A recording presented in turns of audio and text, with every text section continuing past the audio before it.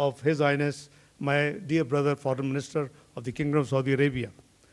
Pakistan is committed to providing Saudi investors full support, relevant safeguards, and conducive environment for investment.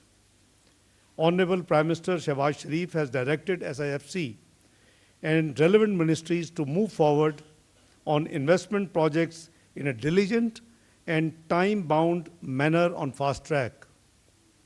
We look forward to continued government-to-government and business-to-business engagements as we take steady strides on the journey we have started today in the leadership of His Highness, the Foreign Minister of the Kingdom of Saudi Arabia and his delegation.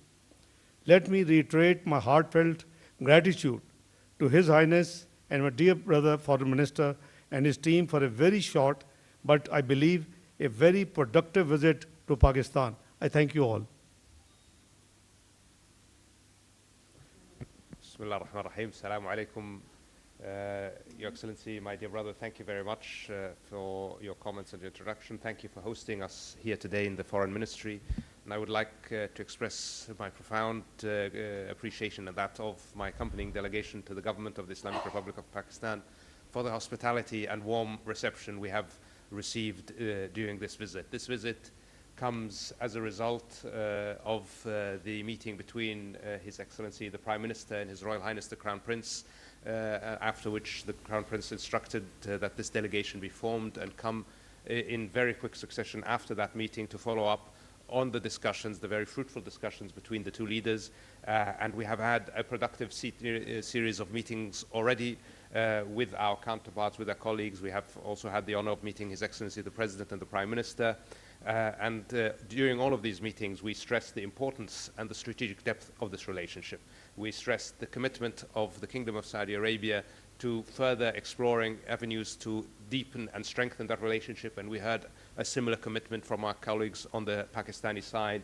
We were extremely impressed by the very, very proactive attitude that we saw in our meetings, especially with the Investment Council. We saw a very, very strong business-focused approach on addressing the challenges, addressing the opportunities, highlighting the work that we can do together. And I feel very, very confident that the results of this visit and the results of the work being done between the two respective teams with this attitude, with this approach of focus on results, focus on overcoming hurdles, will deliver significant benefits for both of our countries, will significantly accelerate the process of achieving those investments that we are looking at together. And I can say that there is significant opportunity to increase the level of investment that is already on the table, and we saw today significant other opportunities that we can pursue. So I think this is a very, very positive visit from our perspective at least, and the engagement that we have had so far lays the groundwork for significant and important work to be done in the next few months in order to achieve all of the potential that exists. And you know, we believe in the Kingdom of Saudi Arabia very strongly in the potential that Pakistan holds, especially in the economic development side. There is a lot of untapped potential that is clear to everyone. It just needs to be tapped, and here, working together, we will do what we can with our colleagues in the government of Pakistan to make that happen. So again, very, very grateful for all of the hard work that went into making this visit happen, and the support we've gotten from our Pakistani colleagues, the insights into these excellent opportunities, into the excellent investments that could potentially come forward. I'm also grateful for the conversation that I just had with my colleague, the Foreign Minister, where we covered all of the areas of mutual and concern in regional and international affairs. And as usual, Pakistan and the Kingdom of Saudi Arabia see eye to eye. We have an outlook that is unified by our fraternal relationship, our brotherhood in Islam, but also by our shared outlook for geopolitics. So we will continue to work together for our economic prosperity, but also for the security of our region and of the world. And I'm always happy when I'm able to be here, Your Excellency. So thank you again for receiving us. Okay, we'll now start the Q&A session. The first question will be asked by the representative of Saudi Press Agency, Mr. Abdur Rahman Hayat. He will address a question to the Foreign Minister of Pakistan. Sir Abdur Rahman Hayat from Saudi Press Agency. My question, leadership of Pakistan and Saudi Arabia have agreed to upgrade the long-lasting Pak-Saudi relationship to a lasting strategic and economic partnership. What step is Pakistan taking to invite investment from Saudi Arabia, and how does Special Investment Facilitation Council support this process? Thank you. Highness, you have a, yeah, no. Thank you. Let me, my friend, explain to you that last 16 months of the government, which ended August 9th, 2023, we had created two things, if you recall, both through Act of Parliament. One was the creation of a small investment facilitation council. It is through an Act of Parliament, and it has been placed in the overall law for Board of Investment to promote and to attract investment in Pakistan. Now, this is a one-window facilitation, institution. So people and the foreign investors, particularly government-to-government investment, should, people involved, the dignitaries involved should not go pillar to post, and couple of dozens permissions and NOCs. They should be all available under one window and under one, facilitation arrangement. We also created, if you recall, Pakistan Sovereign Wealth Fund, before we left government in August 2023. And that was again through an Act of Parliament. On the law itself, you can see that this Sovereign Wealth Fund has an initial investment portfolio of $9 billion equivalent. It may have been by the boost of the stock exchange now. It might have added more value, but at the time of launch, it was 2.3 trillion rupees, worth of assets with this. Now we are looking towards expanding through SIFC and using this vehicle. For example, we are very rich history in agriculture. We have a great scope in IT. We have mines and minerals worth of over $10 trillion against Pakistan total debt of 130 billion peanuts of dollars, total national debt and liabilities. So we have to streamline those assets and use this vehicle. So we have different opportunities. It depends on the appetite of the investor. For example, our dear delegation and led by my dear brother, Foreign Minister of Kingdom of Saudi Arabia, we have given a lot of big menu which covers the energy, IT, agriculture, mines and minerals, your hydro dams, your solar, you name it, it's there. So obviously it is there. They would reflect it, they would go through it, they will go back home, they will discuss with the relevant departments, and obviously inshallah we will have. So we have to actually use the SIFC, because your question was SIFC and Saudi Arabia. We have fraternal ties, we have a rich background, we have been seen together on all international forums on the common approach to multilateral at the multilateral forums. So this has already a very rich relationship between the two brotherly countries. Now we are trying to, and with the help of my dear brother, His Highness the Foreign Minister of Kingdom of Saudi Arabia, what we are aiming at, in accordance with the vision of Prime Minister Shahbaz Sharif, to convert this upscale this relationship and convert it into a viable strategic and economic partnership, so that we both can benefit. So we have about 2.8 million diaspora in Saudi Arabia. They are hosting. I just thanked my brother for being a great host, and they are 28% of our Pakistani expats abroad. So we have a huge agenda to work with, and Pakistan is a great potential. I was telling my brother that I'm born optimist, because this country, which was declared macroeconomic unstable country in 2013, turned out to be within 3 to 4 years, 24th global economy of the world, with the prediction by the Pricewaterhouse that it will be part of G20 within the next few years. So this is the potential of Pakistan. We are trying to streamline, and for that we are looking towards experience and the expertise and the support from our very dearly brotherly country and its leadership. Now I will give the floor to Mr. Shokat Piracha of Aaj News. Thank you very much. Very warm Highness, the Foreign Minister of Kingdom of Saudi Arabia.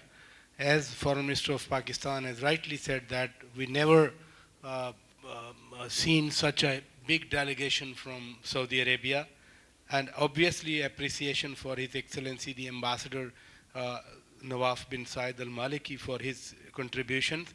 My question to Honorable Foreign Ministers, both of them is, how Saudi Arabia views the ongoing international efforts for ceasefire in Gaza? And secondly, what are the likely consequences of the recent escalation for the peace and stability of the broader region where we all live? Thank you very much. Thank you very much for your question. And what can I say about Gaza except that the international efforts towards a ceasefire have been wholly insufficient. We are now well beyond 33,000 million people. We are now actively discussing the potential famine. People are starving to death because humanitarian assistance is getting to them. This is an unacceptable situation. It is of the international system and the systems of international law and governance to live up to their responsibilities. We must have a ceasefire now, and we must have access for humanitarian aid immediately. There is no justification for the restriction of humanitarian aid in entering Gaza. It is a reality that despite 2 UN Security Council resolutions, we have not seen sufficient aid entering. We have finally now started to see a turnaround in the issue of aid. Unfortunately, that happened after 6 Western aid workers were killed by Israel. But it didn't happen after 33,000 Palestinians were killed. So this shows you the continuing double standard that we have to deal with and we have to live with. The reality is the international community is not living up to its responsibility. We must do more to end the killing. We must do more to end the suffering of the people of Gaza. And we will continue to call for that, and as we will do that with our partners around the world. Look, we are already in an unstable region. The humanitarian catastrophe in Gaza is already inflaming the region. We do not need more conflict in our region. We do not need more confrontation in our region. So it is our position that de-escalation must be everybody's priority. When there are differences, they should be resolved through dialogue, not through the use of force. And we will do everything we can to push in that direction. Thank you. If, with your permission, my dear brother, if I can add few words on this issue. It's a very important issue, and Pakistan is deeply concerned over Gaza issue. I share the feelings, the statement of my dear brother, Highness, the Foreign Minister of Kingdom of Saudi Arabia. We have talked about this subject bilaterally, and I think it is a time that this genocide must end, because 33,000 killings of of Muslim brothers and sisters and small innocent children, this is far too much, and the world conscious must wake up. I think we both agree that what we need is immediate and unconditional ceasefire to take place. We both believe that unimpeded humanitarian assistance to the besieged people of Gaza should go. They should not let them be killed by starvation. In addition to the genocide there is taking place, there's the return of the displaced Palestinian must also take place. And the accountability of the crimes which have been committed. I mean, we have been seeing the centuries old and the decades old crimes are being, investigated, and accountability is undertaken in the recent last few decades. Why not for this genocide crime? So I fully endorse my brother's feeling. Pakistan is deeply concerned. We believe the perpetual solution to this issue will be when Palestinian state is established according to the 1964 resolution with Al-Quds Sharif with its capital. I think that is what is good for Israel perhaps also. But I think it is need of the hour, and the world community must wake up. You just heard my brother saying that only 6 killings of the Western people woke them up. And we saw some action being taken place, but for months there was no movement. So I share my brother's feeling, and on behalf of Pakistan, on a personal behalf, that this is something I think the world must act fast and as fast as it can. Thank you. Thank you. I would now ask Mr. Muhammad Ejaz from GNN to pose a question to the Foreign Minister of Pakistan. I would like to ask a question to both the dignitaries here. As you mentioned in earlier about the Pakistani diaspora, I would like to ask, the Pakistani diaspora is living in the Saudi Arabia for very long, and they are playing a very positive role in the Saudi society and the development. How Pakistani diaspora can play its role in future, establishing the ties between the both countries? And secondly, I would like to ask my guest foreign minister how Pakistan is facing a challenging situation, and are also facing different challenges. How Pakistan and Saudi Arabia will overcome these challenges?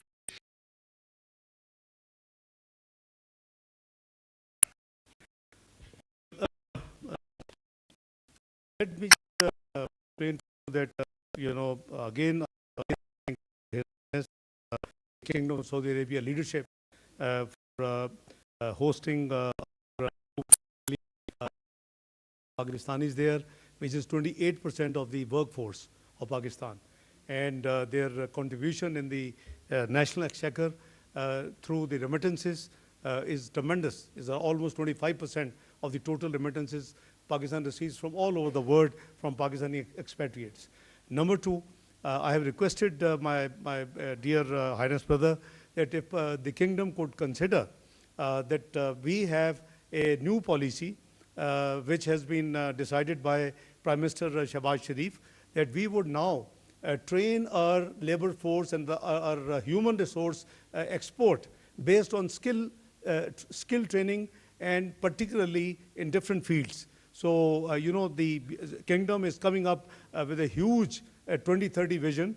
The vision of the leadership of Kingdom of Saudi Arabia, His Royal Highness the Crown Prince, Mohammed bin Salman. So they are creating a new world in the name of a new city.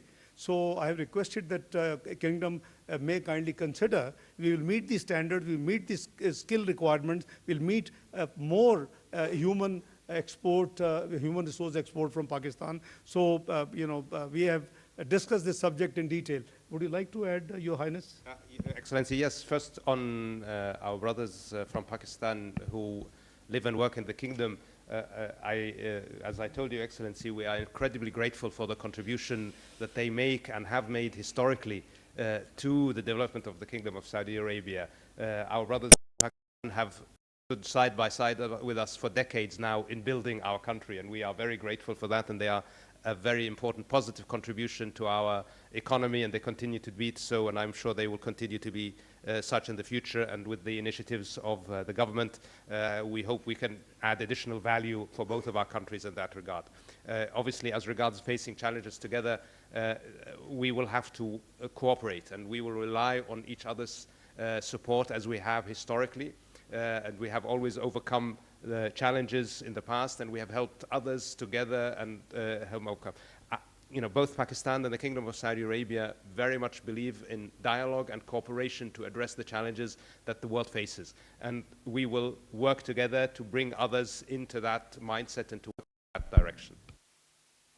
Thank you. Last question. Because of the time constraints, we want room for only one question, and that would be Ms.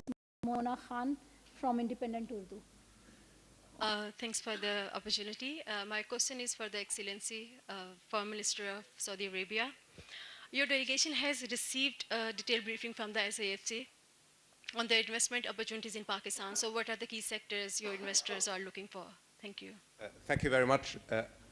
I prefer not to go into any specific sectors, although I will say it was a very broad presentation in several strategic areas. What I will say is that we were very impressed. We were not just impressed by the breadth of opportunities that exist, we were impressed by actually the format. This gave us some very, very significant confidence that we will be able to move forward on those projects that we decide to identify as worthy of investment. Because this new format, a real inter-agency, intergovernmental approach focused on getting things done, this is something that we were very, very enthusiastic about. So I think for us what was most important was the new approach that we saw. We were already quite confident that Pakistan had significant investment opportunities in a multitude of sectors. So I'm sure that we will be moving ahead significantly on all of those. But I just want to emphasize this new approach is something that gave us a lot of confidence. Thank you. Okay. Thank you very much. This concludes our media briefing, and we thank His Royal Highness, the Foreign Minister of Saudi Arabia and the Foreign Minister of Pakistan. नाज़रीन, वज़ीर ख़ारजा Isaac डार की Saudi वज़ीर ख़ारजा शहज़ादा फैसल बिन फ़रहान आले सऊद के हमरा मुश्तरका news conference. वज़ीर ख़ारजा Isaac डार ने ये कहा कि सऊदी वज़ीर ख़ारजा के दौरे पाकिस्तान पर उनके बेहद शुक्रगुज़ार हैं और कहा कि सऊदी वफ़द के पुरतपाक इस्तकबाल पर बेहद खुशी हुई है। आज सऊदी वफ़द के साथ नहायत मुफीद बातचीत रही है। मुख्तलिफ़ उमूर पर बाहमी ताउन के फ़रोग़ के हवाले से मुख्तलिफ़ मामलात पर तबादला ख्याल हुआ है। पाकिस्तान सऊदी अरब के साथ मुख्तलिफ़ शोबों में सरमायाकारी करने का ख़्वाह है। सऊदी अरब की जानिब से पाकिस्तान में बड़ी सरमायाकारी का खैर मकदम करते हैं। उनका ये भी कहना था कि आज सऊदी अरब को SIFC के किरदार के हवाले से बाज़ाब्ता तौर पर आगाह किया गया है। इस मौके पर सऊदी वज़ीर शहज़ादा फैसल बिन फ़रहान का यह कहना था कि पाकिस्तान में पुरतपाक इस्तकबाल उनका किया गया, जिस पर वो पाकिस्तान का शुक्रिया अदा करते हैं। और ये भी कहा कि आज हमारी अहम मुलाकातें हुई हैं और हम पाकिस्तान के साथ ताल्लुकात को बढ़ाने में दिलचस्पी रखते हैं। दोनों ममालिक मुख्तलिफ शोबों में हम आहंगी रखते हैं। उनके दरमियान इलाकाई और बैन अल-अक़वामी मामलात में मुमासलत पाई जाती है। पाकिस्तान और सऊदी अरब के दरमियान सरमायाकारी को हम बढ़ाएंगे। सऊदी वज़ीर ख़ारजा ने पाकिस्तान के दौरे को मुस्बत करार दिया और कहा कि आज का दौरा नहायत कामयाब रहा है। पाकिस्तान और सऊदी अरब के दरमियान तामीरी गुफ्तगू हुई है, इसका फॉलो अप करेंगे। पाकिस्तान में सरमायाकारी के बहुत से मौक़े